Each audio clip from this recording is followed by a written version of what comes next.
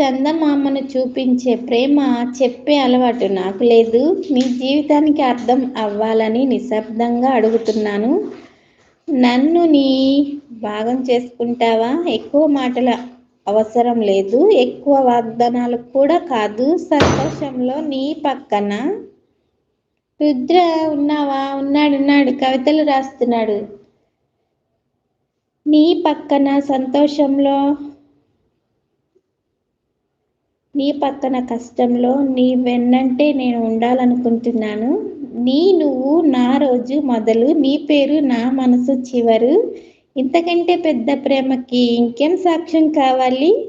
ప్రేమ అంటే రోజు చెప్పే మాట కాదు, రోజు నీకోసం నిలబడే నిర్ణయం. ఆ నిర్ణయాన్ని నీతో కలిసి తీసుకోవాలనుందా? Okay, continue. సుజాత గారు అంటే